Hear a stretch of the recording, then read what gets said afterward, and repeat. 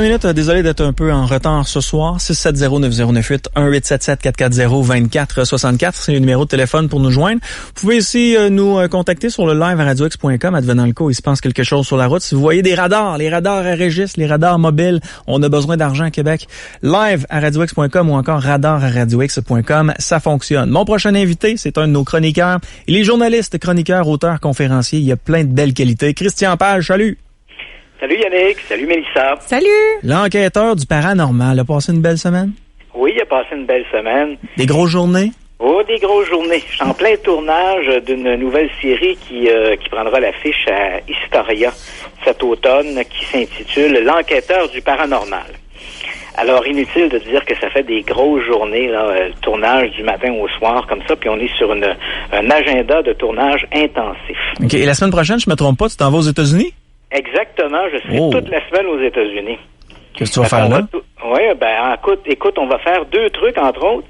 Je vais couvrir le soi-disant enlèvement de Betty et de Barney Hill, donc une histoire qui avait marqué l'univers des ovnis dans les années 60. Ouais. Donc, il s'agit d'un couple qui ont affirmé avoir été enlevés par des extraterrestres alors qu'ils revenaient de Montréal, traversaient les montagnes blanches en direction de Portsmouth ou New Hampshire, et là, ils ont observé un ovni durant ce trajet. Et puis, à un moment donné, il y a quelque chose d'assez bizarre qui se passe. Ils ont l'impression de s'endormir. Et lorsqu'ils se réveillent, ils sont en fait 57 kilomètres plus loin sur l'autoroute. Donc, il y a donc un trajet dont ils ne gardent aucun souvenir. Et lorsqu'ils arrivent chez eux, ils ont l'impression qu'ils arrivent en fait 2 heures plus tard que prévu. Et tout ça, pour te faire une histoire courte, va engendrer toutes sortes de problèmes. En 1963, parce que l'incident dont je te parle s'est produit dans la nuit du 19 septembre 1961. Et lorsque, en 1963, incapables de gérer toute cette dynamique née après cette rencontre, ils vont rencontrer un médecin de Boston qui va les placer en état d'hypnose. Et là, pour la première fois, c'est le premier véritable récit qu'on va colliger dans ce sens-là. Ils vont raconter sous hypnose qu'ils auraient été enlevés par des extraterrestres. Alors donc, la semaine prochaine, l'enquêteur du paranormal sera au New Hampshire pour enquêter là-dessus. Et l'enquêteur du paranormal va pousser aussi jusqu'à Amityville. Oh. Donc, et bon, là, on n'entrera pas dans les détails. Je pense que les auditeurs savent ce que je vais aller faire à Amityville. Je n'irai pas là pour jouer à la pétanque. Hein? OK, puis pour ce qui est de l'enlèvement extraterrestre, ces gens-là, est-ce qu'il y en a qui sont encore en vie? Est-ce qu'il y en a un des deux qui est en vie? Non, moi, j'ai eu la chance de rencontrer Betty Hill. Barney Hill est décédé en 1969. Ouais. Et Betty Hill est décédée au début des années 2000, je crois. C'est 2002 ou 2004. Et moi, j'ai eu la chance de la rencontrer à plusieurs reprises. Donc, ce que l'on va refaire dans le cadre de l'émission, c'est de refaire le trajet qu'ils ont suivi, estimer s'il manquait réellement 2 heures au temps pris à circuler le long de la route. Et je vais rencontrer donc des gens qui ont enquêté sur cette affaire-là. On va regarder le dossier médical du couple. On a eu accès aux bandes audio de leur séance d'hypnose. Donc, on va regarder tout ça. On va essayer de se poser la question, est-ce que oui ou non, il faut croire à l'enlèvement de ces gens-là, ou est-ce que tout ça est une sorte de grand fantasme qui, depuis maintenant 50 ans, alimente le milieu des ovnis? Puis ça va être présenté quand exactement? C'est cet automne à Historia. Là, je peux pas te donner une date, mais c'est sûr que il y aura certainement beaucoup de publicité, puis j'aurai la chance sûrement d'en reparler à l'émission. De nous tenir au courant. All right. Oui. Hey, rentrons donc dans notre actualité insolite de la semaine. Yannick, tu me permets-tu de faire un petit aparté? Ben oui. Écoute, je t'entendais, toi et Mélissa, parler tantôt de ce joyeux luron qui passait de porte en porte pour inciter les femmes à prendre des douches. Carlos Palomino. Oh, Carlos! Eh bien, écoute, tu vas être surpris d'apprendre que l'un des plus grands tueurs en série de l'histoire américaine a utilisé une technique très semblable. C'était lequel? En 1961, tu vois comment il y a eu une sorte d'escalade. Hein? En 1961, dans la région de Boston, il y avait un type que la police avait surnommé l'homme aux mesures.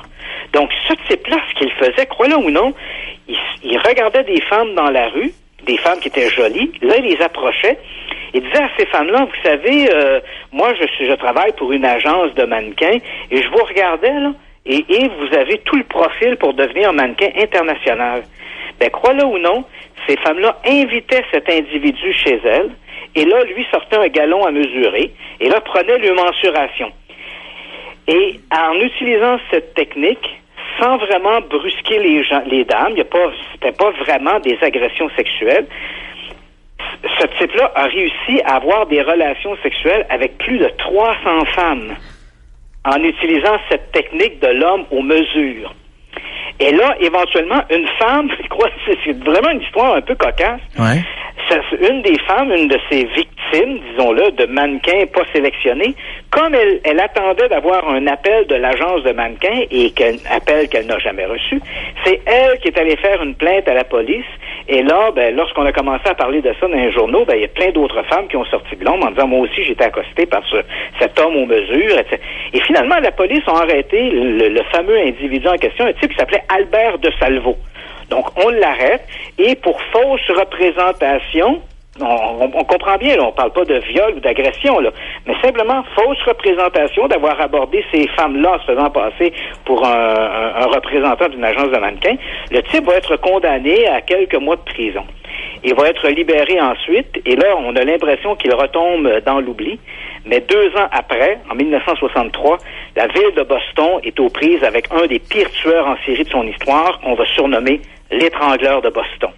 Et qui sera arrêté comme étant l'étrangleur de Boston? Albert de Salvo. Tu as tout compris. Ah oui, mais tu vois, je pensais que tu allais me parler de Ted Bundy ou encore de Jeffrey Dahmer.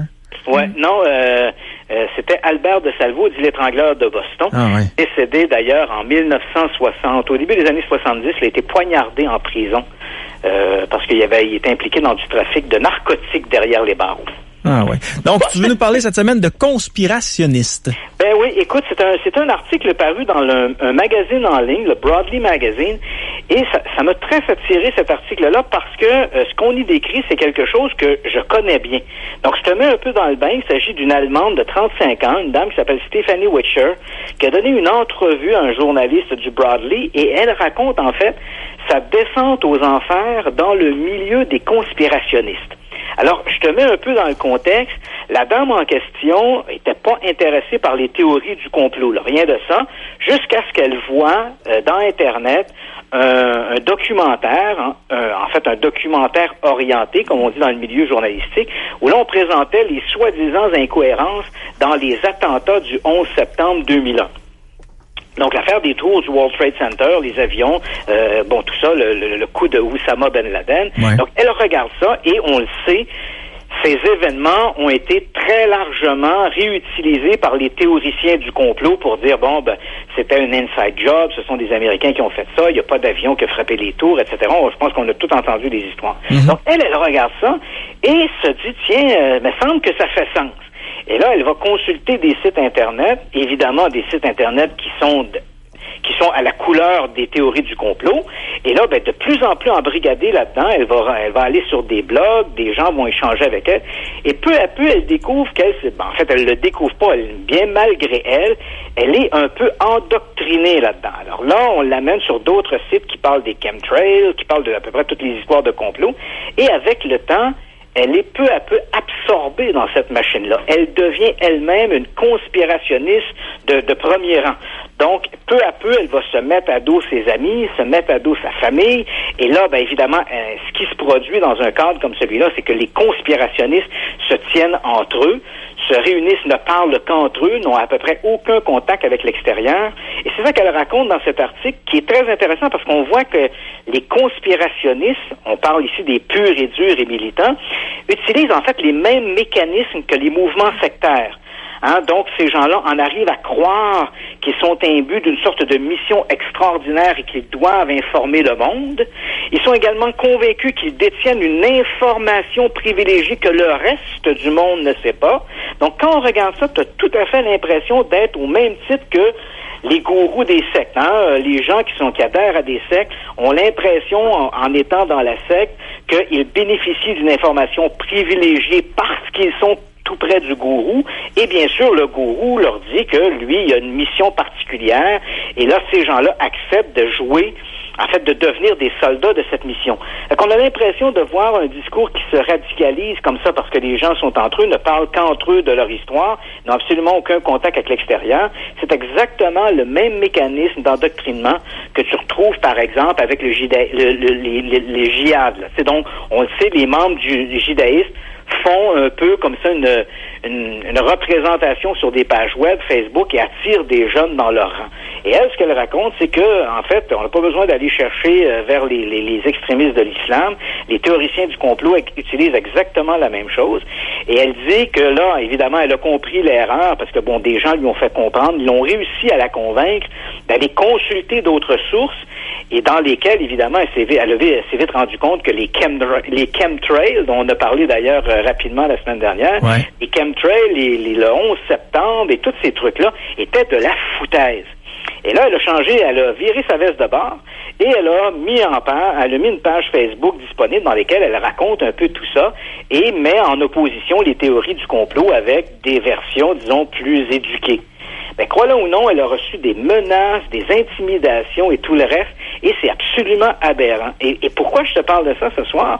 Parce que je comprends bien ça moi-même à toutes les fois où je me suis exprimé sur des tribunes publiques, et je le fais ce soir, donc je m'attends bien à recevoir des courriels de gens qui vont ou bien m'insulter parce que je suis un imbécile, j'ai rien compris, je fais partie du complot, et il y a même des gens qui m'ont écrit quand j'ai parlé de ces trucs-là, des gens qui me disaient, Monsieur Page, je m'en allais à votre prochaine conférence, je vais vous casser la gueule, vous savez pas ce que vous parlez, documentez-vous, vous êtes un cave.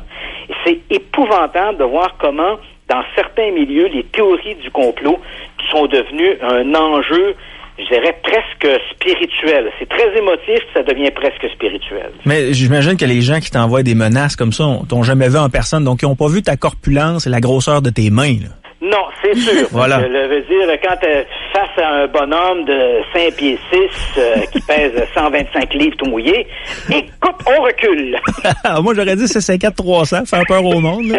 Mais regarde, écoute. Hey, mais qui dit secte, dit gourou, qui dit gourou, dit difficulté de s'en sortir. Donc, les gens, c'est quoi? Dès que la personne commence à se sortir de cette fameuse secte-là, où ils ont tous été endoctrinés, ben, il y a des gens qui deviennent méchants envers cette personne-là en disant t'as pas le droit de raconter tout ça. En fait, ce qui est étonnant dans le cas des théoriciens du complot, c'est qu'il n'y a pas un gourou. Hein. C'est à peu près le même mécanisme psychologique sans le gourou. Parce que là, évidemment, dans les sectes, il y a le gourou qui gouverne, mais là, c'est plutôt une philosophie de groupe. Tu es en dehors du groupe, donc tu es contre nous. Alors là, c'est un peu les radicalistes de ce groupe-là qui vont réagir collectivement, comme s'ils étaient le gourou. C'est absolument aberrant. Je te dis, Yannick, j'ai entendu des trucs, moi, des discours de complotistes qui étaient achetés sur le dos. Mais je me souviens une fois où tu es venu en studio, tu m'avais parlé un peu de conspirationnisme. Là, moi, j'avais dit à la blague, la plupart des conspirationnistes, c'est des gens qui sont en bobette dans le sous-sol. Et j'avais eu à peu près une dizaine de messages. Et ces messages-là, visiblement, parce que nous, on a l'adresse IP des gens qui nous écrivent, là, étaient pas envoyés par les mêmes personnes, mais ça commençait toujours par Yannick, tu ne comprends pas, laisse-moi t'expliquer. Ouais, c'est ça. Donc, on a cette même mécanique, en fait, de ces groupements occultes, pas occultes, mais cultistes, qui nous disent, t'as pas compris, là. M'a te raconté ça, le bon Dieu, les extraterrestres, les messagers, l'au-delà, en tout cas, peu importe, on les passe, on n'a pas compris, on n'est pas prêt. On sait pas de quoi on parle. Prochain sujet, Hitler, semblerait-il, était un bon garçon, selon certaines personnes. Oui, je t'ai envoyé, on va se mettre un peu dans le bain, allons-y. Je t'ai envoyé un petit extrait pour réentendre la voix de ce charismatique leader. Oui, puis effectivement, puis je tiens à le dire, Mélissa va être capable de traduire tout de suite après. Bon, parfois on y va. Denn, als unsere Partei gerade 7 Mann hoch war, sprach sie schon 2 Grundsätze aus. Erstens, sie wollte eine wahrhaftige Weltanschauungspartei sein. Und zweitens, sie wollte daher kompromisslos die einzige Macht und alleinige Macht in Deutschland. Traduction libre, Mélissa? J'ai tout compris, mais je peux pas répéter. Voilà. Non, d'ailleurs, je tiens à rassurer les auditeurs, j'ai pas pris un extrait où Hitler se vantait d'avoir éliminé des Juifs dans des camps de concentration. Là. En fait, ce qu'il dit dans son discours, c'est la nécessité d'être membre du Parti nationaliste allemand, là, le fameux nationalisme socialiste. Donc, c'est de ça dont il parlait. Donc, oui, on parle d'Hitler. C'est un personnage qui continue de fasciner malgré qu'on en ait 70 ans après officiellement sa mort. Et dès qu'on parle d'Hitler, évidemment, ça ravive toujours d'énormes passions. Et dans le cas de notre merveilleux personnage, ce qui suscite actuellement la controverse, c'est que la semaine dernière, il y a un historien allemand, Harald Sandner, qui a publié un ouvrage qui s'intitule, je te le traduis en français, là, ça s'intitule « L'itinéraire d'Hitler, faits et gestes de 1889 à 1945 ». Donc, c'est une immense brique. En fait, c'est 4 volumes, 4 tomes qui représentent 2500 pages d'informations.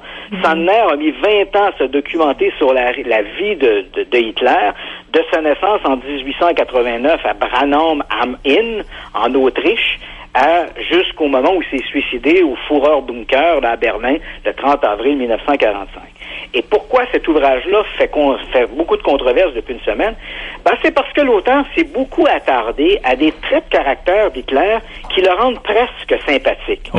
Hein? Il nous dit, Hitler était pas, il nous dit pas qu'il était pas méchant, mais il nous dit, Hitler n'avait pas que des mauvais côtés.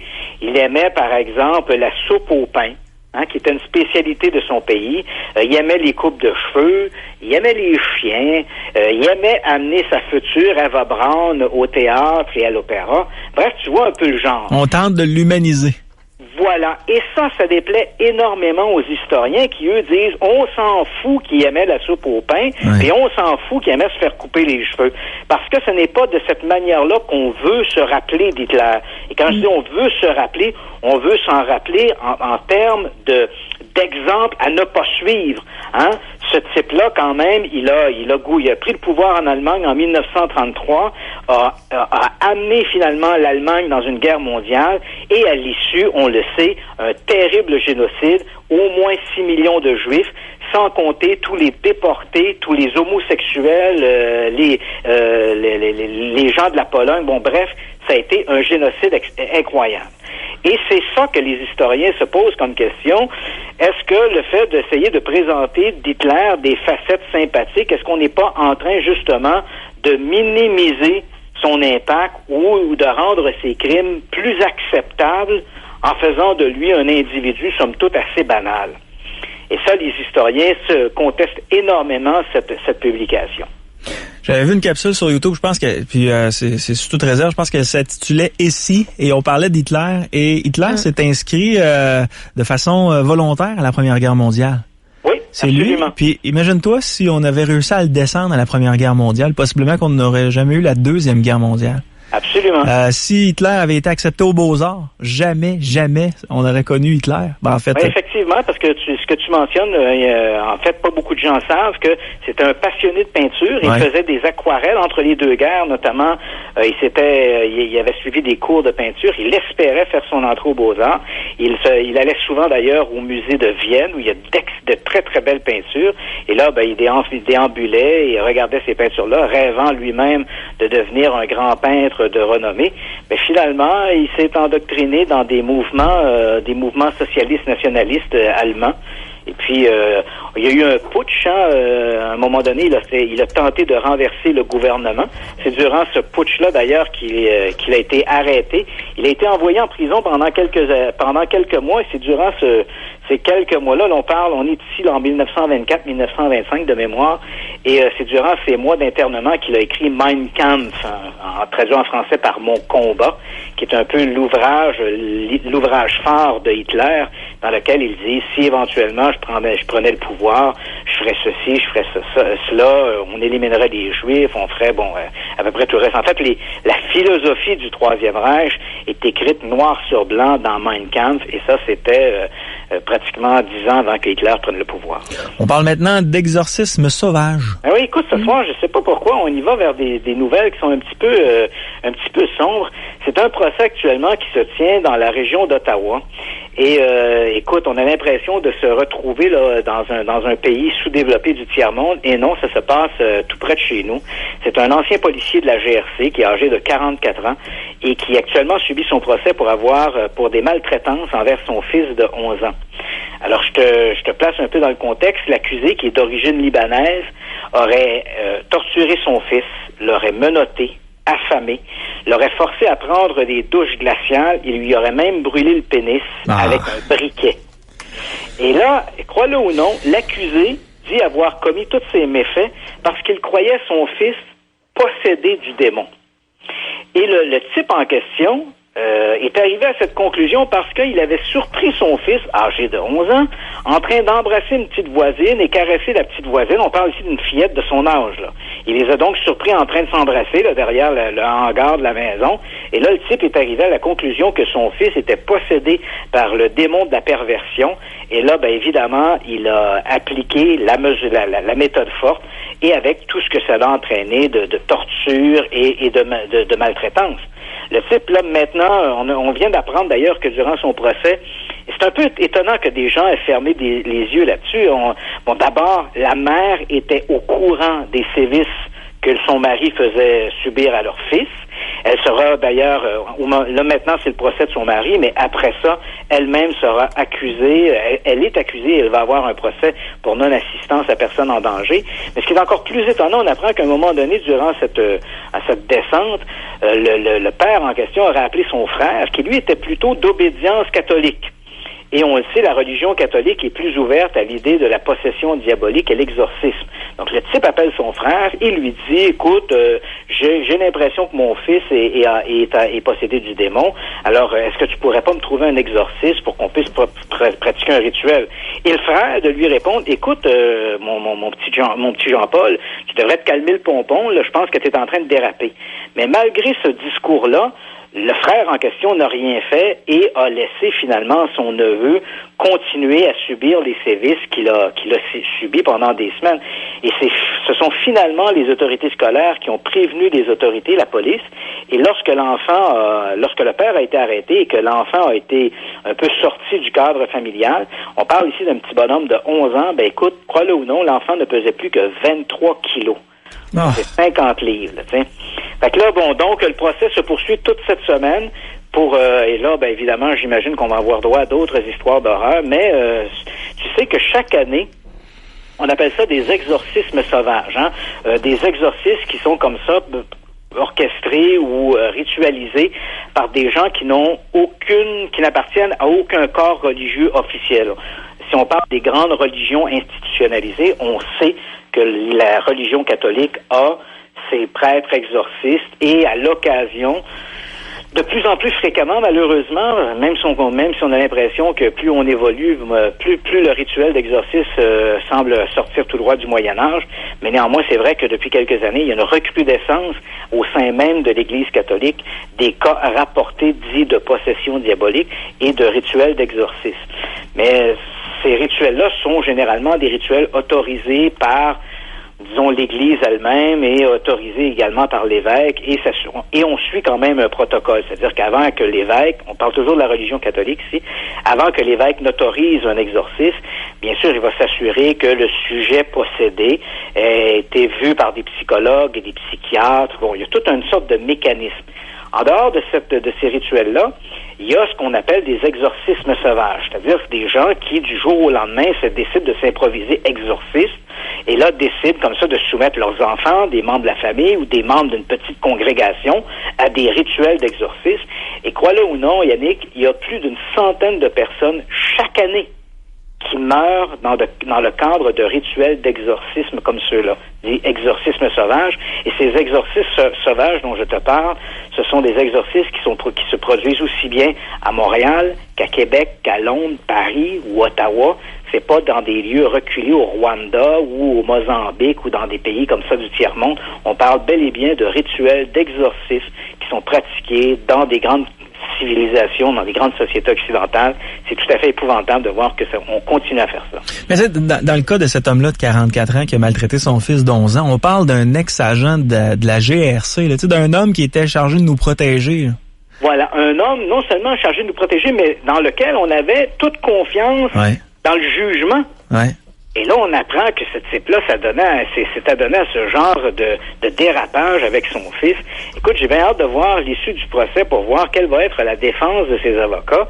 Est-ce qu'ils vont plaider que le bonhomme souffrait d'un moment de démence passager, une dépression, je sais pas trop, mais ça me paraît un peu difficile d'accepter que ce bonhomme-là ait occupé un poste aussi prestigieux que celui de policier de la GRC, qui est quand même un poste prestigieux, il faut le reconnaître, et puis là arrive devant les tribunaux avec des méfaits, des sévices comme ça sur son fils de 11 ans, et tout ça pour une préoccupation d'ordre religieuse et ses convictions que l'enfant était possédé. Pourquoi, Christian, on parle encore de Charles Manson? On veut pas l'oublier, cet homme-là? Ah, et là, écoute, Charles Manson. Là, je sais que j'ai entendu Mélissa depuis en début de soirée parler de nous comme si nous étions des vieux. Oui. Oh, c'est pas ça que je voulais faire. Alors, donc, on a toute une génération d'auditeurs, probablement de jeunes auditeurs, qui textent, qui font des textos au téléphone et qui n'ont probablement jamais entendu parler de Charles Manson. Ou que pour lesquels le nom de Charles Manson est quelque chose de très éloigné et même un peu de, comment je dirais, nébuleux. On ne sait pas trop qui il est. C'est un nom qui revient comme ça dans l'actualité. Alors, si tu me permets, je vais prendre une minute pour expliquer nos jeunes auditeurs sur le personnage de Charles Manson. Manson est sans aucun doute l'assassin du 20e siècle le plus diabolisé. Et avec raison. Donc, je rappelle un peu les événements qui ont marqué, en fait, toute l'histoire d'une culture et d'une société. On est en 1969, été 1969, région de Los Angeles. Il y a d'abord un professeur de musique, un dénommé Gary Inman, qui est assassiné chez lui de manière assez sauvage. Là. Donc, la gorge tranchée, coup de feu, etc. Mais Inman flirtait avec les milieux de la drogue, du trafic des narcotiques. Donc, les policiers imaginent qu'il s'agit d'un règlement de compte qui a mal tourné. Et puis, on arrive à cette terrible matinée du 10 août 1969 où là, une femme de ménage va se présenter au 10050 Celio Drive. C'est une résidence sur les hauteurs de Los Angeles. C'est une résidence qui est louée par le cinéaste et réalisateur Roman Polanski. Et lorsqu'elle entre dans les lieux, elle découvre le terrible massacre qui s'est produit la nuit précédente. On retrouve sur les lieux 5 cadavres. D'abord, un premier, un jeune du nom de Steve Parent, qui a été abattu dans l'allée à coups de revolver. Et dans la maison principale, on va retrouver un type qui s'appelle Wojciech Frykowski, qui était un ami intime de Roman Polanski. Un peu plus loin, Abigail Folger, l'héritière du fameux café Folger qu'on connaît bien. Il y a dans la maison J.C. Brink, qui est un coiffeur pour hommes du tout Hollywood, le grassin d'Hollywood, dont notamment Paul Newman et ses grandes vedettes des années 60 se faisaient coiffer par ce J.C. Brink. Et surtout, Sharon Tate, l'épouse de Roman Polanski, l'actrice âgée pas âgée, mais enceinte de 8 mois et demi. Tous ces gens-là ont été littéralement massacrés. Gorge tranchée, je te passe les détails macabres. Les assassins ont utilisé le sang de Sharon Tate, par exemple, qu'ils ont mis sur un linge, et ils ont écrit en lettres de sang sur la porte de la maison « Pig », qui veut dire « cochon ». C'est la façon dont on décrivait un peu dans les années 60, c'est un nom qu'on attribuait souvent aux bourgeois. Donc le mot « cochon » est écrit sur la porte. Et puis 48 heures après, il y a un couple, Rosemary et Leno LaBianca, un couple qui sont les propriétaires d'une chaîne de magasins, un peu grande surface. On pourrait comparer ça, par exemple, ici au Québec, au magasin IGA, là, au métro, donc des magasins d'alimentation. Le couple est également assassiné de manière tout à fait atroce. On retrouve sur les murs des mots comme pig, helter skelter, écrits en lettres de sang. Et tout ça, éventuellement, va conduire la police dans une très, très longue enquête dans un ranch désaffecté dans le désert. Et là, on va arrêter une famille de hippies. Cette famille-là est dirigée par un individu, un monstre épouvantable, et qui pourtant ne mesure que 5 pieds 1. Il est tout petit, il n'est pas impressionnant comme individu, mais d'un charisme incroyable et qui réussissait en fait à maintenir sous son joug toute cette communauté de jeunes un peu éclatés, ces mal-aimés, ces paumés de la société, et il avait finalement fait de ces gens-là une communauté d'assassins. Et ce type-là s'appelle Charles Manson. Et l'idée de son crime, et c'est ça qui était incroyable, l'idée de son crime est probablement l'un des crimes occultes. Et puis, je te promets, Yannick, à un moment donné, on va se faire une soirée crime occulte pour auditeurs avertis. Je vais te raconter des crimes occultes que j'ai couverts comme journaliste, des trucs qui vont faire dresser les cheveux sur la tête. C'est vendu d'avance. Mais parlons de ce Manson, donc on l'arrête et on découvre que le motif de son crime, il écoutait la musique des Beatles, croyait que l'album blanc des Beatles, entre autres, quand on faisait tourner, là, je sais que Mélissa, c'est pas de quoi on parle, mais je parle ici d'albums en vinyle. Donc, ça venait pas d'une autre planète, ça existait vraiment, ça. On mettait ça sur une table, et là, on mettait une aiguille pour faire jouer ça. Mais Manson faisait tourner l'album blanc des Beatles à l'envers. La première pièce s'appelait Revolution 9 et on entendait John Lennon qui disait Number 9, Number 9, Number 9. Je pense que les gens qui connaissent bien la discographie des Beatles connaissent cette pièce. Quand on faisait tourner cette pièce-là à l'envers sur la table tournante, on entendait John Lennon qui disait Turn me on, dead man, Turn me on, dead man, qui voulait dire excite-moi, homme mort. Et Manson était persuadé que John Lennon s'adressait à lui. Et que là, le message des Beatles était clair. Il devait déclencher une guerre raciale à l'échelle de l'humanité. Et que là, les Noirs allaient vaincre les Blancs, parce que, selon Manson, les Noirs étaient plus sauvages que les Blancs. Mais une fois que les Noirs auraient éliminé les Blancs, ils étaient trop imbéciles pour se diriger eux-mêmes. Et là, on aurait besoin d'un leader charismatique pour gouverner le monde. Et ce leader charismatique serait lui. Et en commettant ces fameux crimes à Los Angeles à l'été de 1969, Manson croyait déclencher cette guerre raciale qui allait éventuellement effacer, éradiquer la race humaine. C'est un scénario, mais complètement invraisemblable et qui pourtant s'est bel et bien produit. Manson a été condamné en 1971. Lui et 4 de ses acolytes ont été condamnés à la prison à mort pour, pas à la prison, mais à la peine de mort pour les crimes commis à Los Angeles. Mais en 1976, la Californie a renversé cette condamnation parce qu'elle a jugé que la peine de mort était inconstitutionnelle. Et là, les accusés qui attendaient d'être exécutés dans la chambre à gaz ont vu leur condamnation être commuée en prison à perpétuité. Manson est toujours en prison aujourd'hui. En fait, tous les membres du groupe sont toujours en prison. 2 d'entre eux sont décédés entre-temps. Les autres sont toujours incarcérés. La possibilité de leur libération conditionnelle, même s'ils ont droit à des demandes de libération conditionnelle, ce qui ne vient pas automatiquement, tous ces gens-là en sont à 8e, 9e ou 10e demande de libération conditionnelle qui survient toutes les 2-3 ans. Et jusqu'à maintenant, tout ça, toutes les libérations conditionnelles leur ont été refusées. OK. Et là, il y a des experts qui se seraient penchés sur le cas d'une possible victime de Charles Manson. Voilà. Quand on a arrêté Manson, évidemment, les meurtres principaux, c'était celui du musicien Gary Hinman, ceux de la maison Tate LaBianca, là, les crimes, c'est-à-dire Tate LaBianca, ce qui amenait finalement à 8 victimes. Mais Manson se disait, 8 victimes, mais j'en ai beaucoup plus à mon actif. Il se vantait à des co-détenus qu'il avait au moins tué une trentaine de personnes. Et là, peut-être que l'histoire est en train de lui donner raison, parce qu'on s'est dit, peut-être qu'il dit ça aussi pour se vanter. Mais à l'automne de 1969, la police de Los Angeles avait trouvé sur les collines qui entourent Los Angeles le cadavre d'une femme qui avait été poignardée à 150 reprises. Hein, on s'est bien entendu. 150 reprises. C'est tu voulais être bien sûr qu'elle soit morte, là, tu sais. Donc la police trouve le cadavre de cette jeune femme, constitue aux alentours de la vingtaine à peu près, et on va l'identifier. Quand on n'a pas d'identification positive aux États-Unis, on appelle ces inconnus Jane Doe ou John Doe, qui veut dire l'inconnu. Donc cette jeune femme-là, pendant une quarantaine d'années, va être à la morgue de Los Angeles sous le nom de Jane Doe numéro 59. Et puis voilà que maintenant, par toute une série de correspondances, les policiers croient avoir retrouvé des membres de la famille de cette Jane Doe et une analyse ADN a permis d'identifier la dame en question qui s'appelait Ruth Jurvetson. C'est une jeune femme qui était née en Suède, avait grandi à Montréal. On la retrouve en 1969 dans la région de Toronto, où elle va s'amouracher d'un certain John. Là, on comprend bien qu'on est en plein cœur du mouvement hippie. Donc, cette jeune femme s'est mise un peu à dos, parce qu'on comprend les marginaux de cette époque. Souvent, il y avait des frictions entre les parents et les jeunes. C'est encore le cas aujourd'hui, d'ailleurs, mais pour d'autres raisons. Les jeunes textent beaucoup trop au téléphone. Mais là, donc, on est dans le plein mouvement hippie, et cette jeune femme va se rendre sur la côte de la Californie avec son compagnon, son ami John, et elle va disparaître. Et éventuellement, on va retrouver son cadavre à l'automne de 1969 sur les collines de Los Angeles.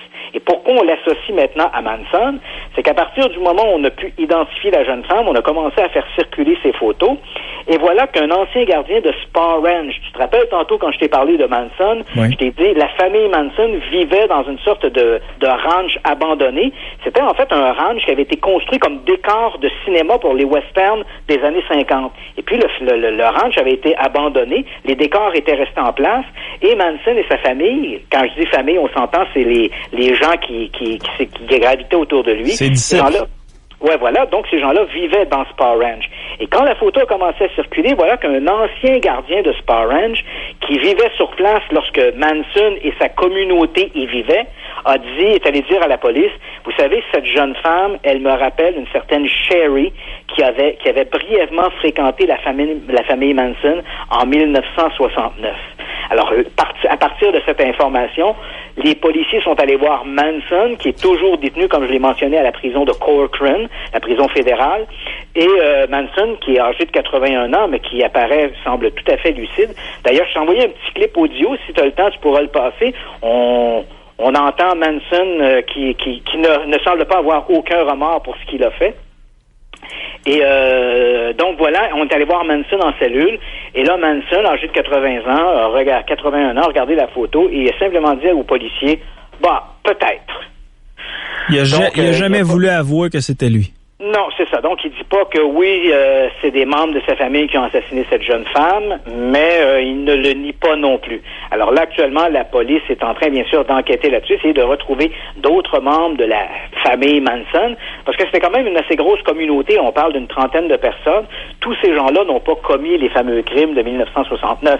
Ce sont les très, très proches de Manson. On parle de 6 ou 7 individus qui gravitaient de manière très proche de lui, qui ont commis ces crimes, alors que les autres étaient plutôt des hippies qui fréquentaient le groupe sans être partie prenante de ces activités. Donc, on attend pour voir est-ce qu'on aura identifié finalement une autre victime du terrible Charles Manson. Parfait. Hey, Christian, la semaine prochaine, est-ce qu'on se parle mercredi en direct des États-Unis d'Amérique? Oui, monsieur. On se parle, puis je vais te raconter un petit peu ce qui se passe et peut-être avoir des nouvelles sur Amityville. Entre-temps, on invite les gens sur ton site internet christianpage.ca. C'est bien ça. Merci, Christian. OK, bonne soirée à tous. Bye-bye. Christian Page, journaliste, chroniqueur, auteur, conférencier. Tellement sympathique. Très intéressant. Et quand il raconte les histoires, on a l'impression de la voir, l'histoire. On a l'impression de la vivre. Et je connaissais pas toute l'histoire de Charles Manson, entre autres son plan absolument diabolique de diriger la Terre, là, de diriger un peuple dont il n'était pas de la même couleur. C'est capoté, je savais pas. Je savais que Charles Manson était un fou dangereux, c'était un psychopathe. J'ai lu et j'ai vu beaucoup de trucs sur Charles Manson, mais j'avais jamais entendu parler de son plan final de dominer la Terre. Il est 8h42, on fait une courte pause pour nous joindre en studio, c'est le 670.